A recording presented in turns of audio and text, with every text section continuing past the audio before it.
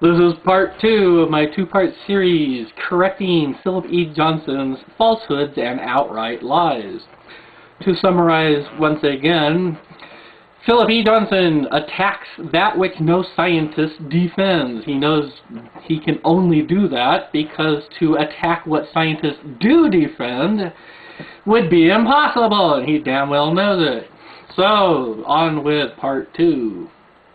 The primary flaw in the story of macroevolution is that all plants and animals are packed with information. There is no such thing as the story of macroevolution. Also, I deny the claim that genomes have information. I have looked at all of the arguments that people have put forward saying that genomes have information, and I find none of them convincing. I find no convincing metric to state there is information in a genome, let alone there's more information or less information between a 2 species or 3 species genome.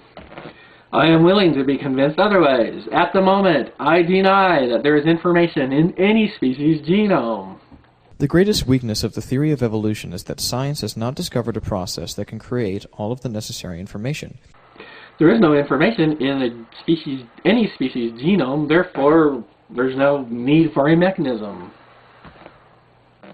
For example, evolution requires a timescale of many millions of years. No, evolution requires a timescale of a second or 2. The evolutionary timescale is debatable. There is no such thing as the evolutionary timescale. The only mechanism that evolutionists have is the combination of random variation and natural selection. There is no such thing, of course, of evolutionists. Biologists know that evolution is driven by random mutation and natural selection. This random variation makes no sense. And of course, Reverend Johnson has been corrected on that fact a great many times by me personally, and I've also seen many other people in the Jews group Talk Origins also correct him on that fact. And yet, Reverend Johnson still makes the same lie over and over and over again. Now, why is that? Illustrated by the survival of insects that happen to be resistant to an insecticide. When an individual in a species population is resistant to a pesticide that other individuals are not, natural selection has occurred. Therefore, evolution has occurred because the genome in the population has changed. Evolution has happened. This Darwinian mechanism has never been shown to be capable of creating new genetic information. Nobody's ever claimed that natural selection can create, quote, new information, unquote. Or new complex body parts such as wings, eyes, or brains. Nobody has ever claimed that natural selection alone can create, quote, complex, unquote, body parts such as wings and eyes and whatnot. No scientist out there has ever said that natural selection alone can do that. Of course, Reverend Johnson knows that fact because he's been told that fact, and still he repeats his same lie over and over and over again. Why is it? Creationists must be dishonest. Without a mechanism that can be demonstrated to be capable of the necessary creation, the theory of evolution is just a fantasy with no real scientific basis. Since scientists do know the mechanisms involved in how evolution creates unique features in the biosphere,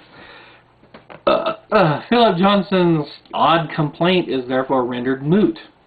Of course, he's making an assertion which he knows goddamn well is fraudulent because he's been corrected on the subject, not only by me, but by others. The Bible teaches, in the beginning God created.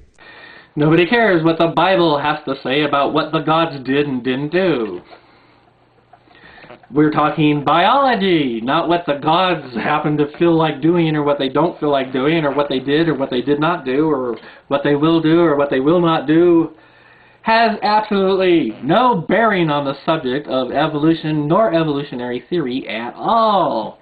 Evolutionary theory is totally neutral on the subject of the gods. About 10 months after Johnson's book Darwin on Trial came out, Philip Johnson went on Usenet and started participating in the Usenet news group Talk Origins. Of course, the scientists and the lay people on Talk Origins that know a hell of a lot about evolution and evolutionary theory asked him questions about his book, none of which Johnson could answer honestly. For one fine example, in Johnson's book, he uses the word Darwinism a hell of a lot of times. So he was asked, what the heck is Darwinism? According to what Johnson had written in his book and in Usenet, his Darwinism did not match anything that existed in the scientific community. It did not match evolutionary theory. It did not match anything that scientists were doing in the world. So he was asked, what the bloody heck is Darwinism? He refused to answer. He would not answer the question outright what the heck he meant by Darwinism. He knew damn well that his Darwinism is not anything like what evolutionary theory is. It is not anything like what Charles Darwin wrote. It was therefore nothing at all what scientists posited. It was not anything like what scientists defend. And he knew that damn well. That is why he attacked Darwinism instead of evolutionary theory. It got so bad in Talk Origins where Johnson was unable to defend himself and his book that he evaded, he obfuscated, he lied, he outright deceived. He even said that he hadn't been a Christian until a long time after he was actually a Christian. We found evidence that he was a fundamentalist born-again Christian long before he claimed that he was converted to Christianity. So he lied about that also. The moral of this video: when you have a question regarding biology, don't ask a lawyer.